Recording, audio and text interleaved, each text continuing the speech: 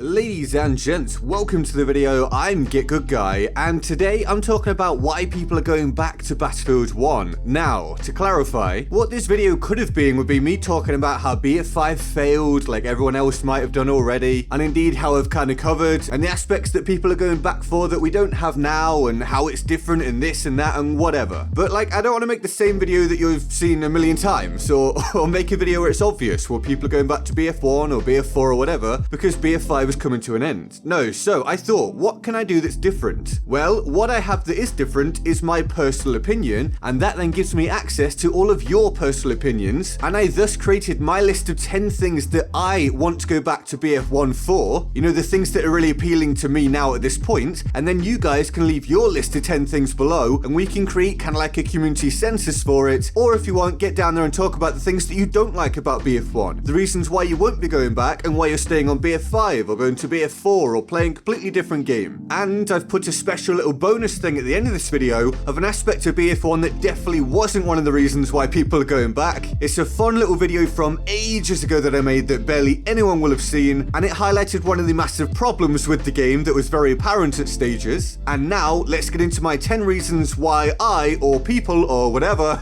are going back to BF1. First off, the Martini Henry. Oh my days. Balanced, maybe not. Annoying, probably, but fun to use, absolutely. There's almost like no other gun out there that I've come across in first-person shooters that feels like the Martini Henry. At least not in a multiplayer shooter. This thing just blasts people away. Now, I'm not going to get into whether it's okay that it one-shots people due to the sweet spot and all that. I'm just saying that it's fun for me. I really enjoy it. I don't find it hard to use. I think it's very, very easy to use. I know some people think it's difficult, you know, different skill sets for different things, but just blasting people down one after another is insane. It pops chests open, it blows heads off, it smashes balls around. If you want to aim for the balls, that's up to you. This is kind of a bit of a tangent that we don't need, I guess, but the Martini Henry Infantry specifically is insane amounts of fun. One of those great risk-reward weapons. If you miss your shot, you're probably in trouble because the range you have to use it at is well within easy killing range for the enemy most of the time, and you only get one shot per reload. But this thing is just a blast to use. If you're going back to BF1, make sure if you're not there yet, you get up to rank 10 with Scout so you can use the Martini Henry Infantry and see what all the fuss is about. It's brilliant. Onwards to reason number 2, the Peacekeeper. This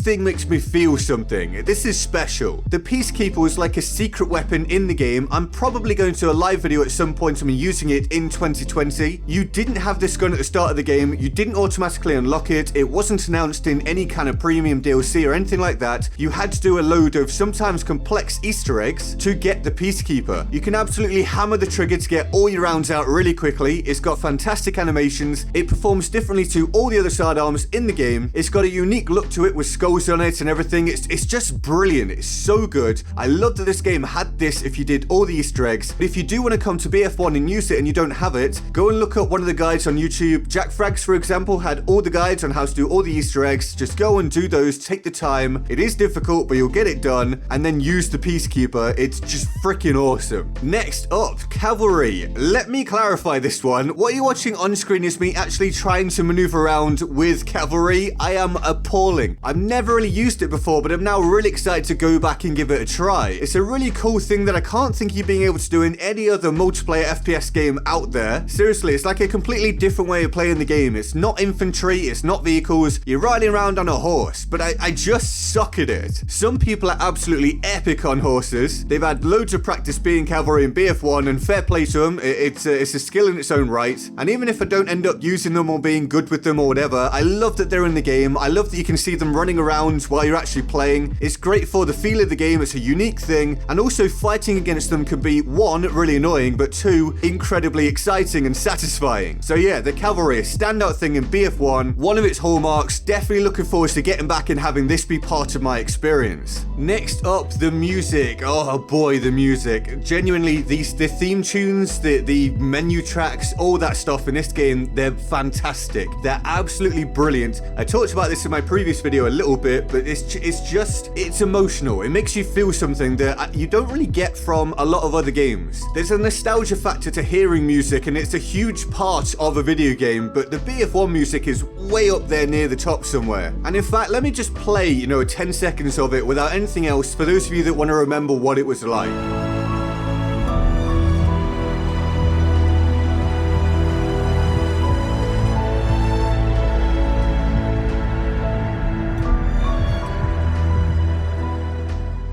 Next up, operations. Right, we're going to do a bit of a comparison here very quickly. In Battlefield 5, grand operations that people were very excited about basically flopped and fell on its face and failed. It just wasn't what people wanted, unfortunately. In BF1 though, as you're seeing on screen, you got operations, a vast experience across different maps. The battle felt like it actually flowed, the different rounds mattered, it was all fun and exciting, love it. Gonna cut this one short, very simple. Operations were absolutely awesome, I suggest you go back and try them out. Next up, lack of attrition. Right, I'm not here to bash on BF5, I just want to say that attrition in Battlefield 5 was very limiting for those trying to play solo, for those not in an organized squad, for those on a bad team, for those that actually want to be aggressive and push that aren't playing medic. You're kind of punished for winning gunfights because you don't have heals. Think about the amount of times you might spawn in, take damage, heal up, take damage again from somewhere and just be stuck. It created a lot of problems with the flow of the game, and although the idea is kind of cool, I think most people would like attrition to go away in future Battlefield titles. BF1 doesn't have that. If you get shot, you can hide out somewhere, heal up, get back out there and start fighting again. Realistic? Not really, but neither's the attrition system. It's just about fun, balance, game design. I prefer not to have attrition. I prefer not to be punished for not having friends playing the game or for my teammates being bad. Next up, the atmosphere. Boys and girls, if BF1 has one thing, it is atmosphere. This is very clearly a World War I experience.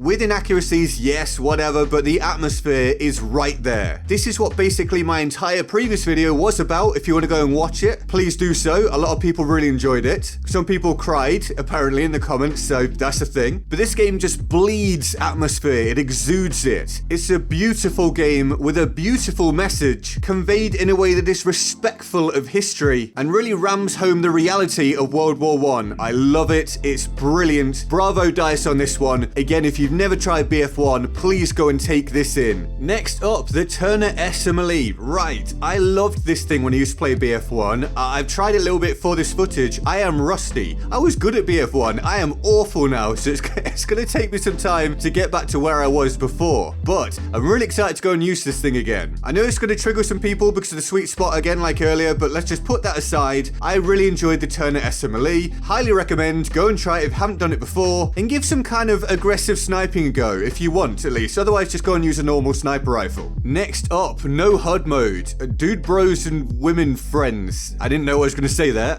We're just going to go with that. No HUD mode in BF1 is special. Remember that atmosphere I talked about? Take your HUD off, go into the options, take off the HUD and walk around without it on, in an empty server if you want to take it in, but also in the actual game, go and try and fight with no HUD on. You won't do well, probably, but it's an incredible experience. It's something I'm thinking of doing again soon, doing a live video where I make it like real life again, like I've done with Battlefield 5, going and doing it at BF1 in 2020. I think a lot of you will enjoy that, but yeah, honestly, it's so fun. Can't recommend it enough. I think you just go into gameplay and then turn off HUD, something like that, you'll find it, but I highly recommend, please give it a try. And moving on, finally, we're going for Dynamite. Not sticky dynamite or anything like that, actual dynamite. Forgive the quality of the image here, I re-recorded this from an old video because it actually had some good dynamite blast in it, so I thought may as well use it, so it doesn't look as good, but what you want to pay attention to is just the destruction on show. Dynamite that you can just throw around and use willy-nilly and whatever kind of phrases you want. It was fantastic in BF1, I loved it, I'm gonna love it again. No having it stick to windows as I try and throw it through it like in BF5, or have it stick something above me or not go where I want it to. Actual dynamite, throw it out a window, throw it downstairs, have it slide, all that stuff, blow up when I want it, kill people, actually kill people with it. Guys, it's a dream. I highly recommend it. Dynamite is my 10th reason why I am excited to play BF1 again, why I am probably going back to it, at least partially, you know, I'm going to play a lot of different Battlefields, I think. And so, I need your list of 10, put them in the comments below, and now, I'll show you one aspect of the game which isn't why people are going back to BF1. Please enjoy this. Again, it might not look as good because I had to re-record it, and ignore at the end where it says in-video links at the bottom. I had no way of getting rid of that with the way I re-recorded it. It won't matter. Please enjoy. Let me know what you think. Board of Awesome at the end. I love you guys. I'm GetGoodGuy, and I'll see you next time.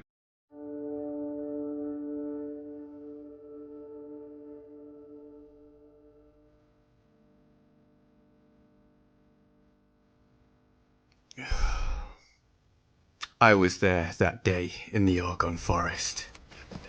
That fateful day where our understanding of the world changed. Fighting for Germany despite my now perfect English accent, I did my bit for the Fatherland on that day. It began with the screams of my fellow soldiers piercing through the relative silence of the forest, flames slightly charring their toes through the boots. Somehow, this was war. Terrible, horrific, but we did not yet know how unbearable this day would be. As we ran towards our objective, our breath caught in our throats. Something unnatural was evident. Regardless, we pressed forwards. Gunfire in the air, I steadied myself and blew the head off a man I did not know. A man who would never again be recognized, because he had no face left. Bang. There was a bang. I ran from the bang like a child, but I came back, and then it happened.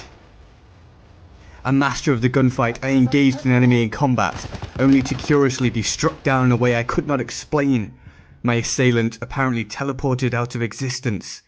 To this day I try to explain this away as my eyes playing tricks on me, through the pain of the bullets riddling my body, but I do not know.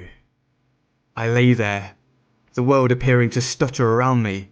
I did not understand, and I waited to die, before a brother-in-arms administered life-saving aid with his needle, somehow, and I rose from the ground, renewed.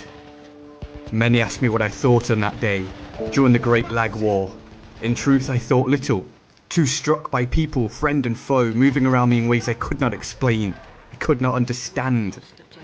Fighting the enemy, unsure if they would die, or were already dead. If we were dead and simply just didn't know yet.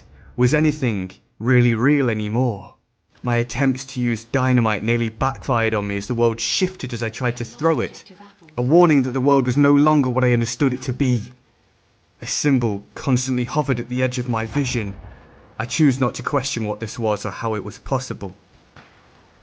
My men fought on through the confusion, making ground and losing ground almost simultaneously. We fight on. Death, life. What is life? What is this? Why did they suddenly die to my grenade? The rules have changed. I understand even less of what came after.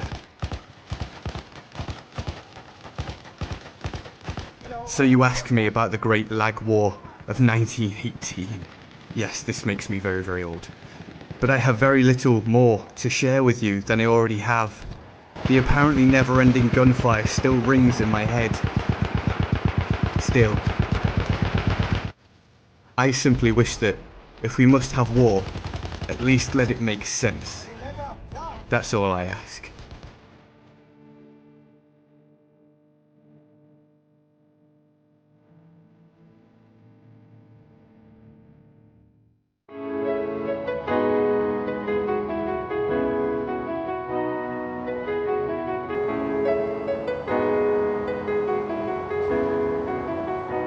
The art style makes it feel almost real, it's believable, it's squint and it might be reality kind of art design, very different to what we can find elsewhere a lot of the time.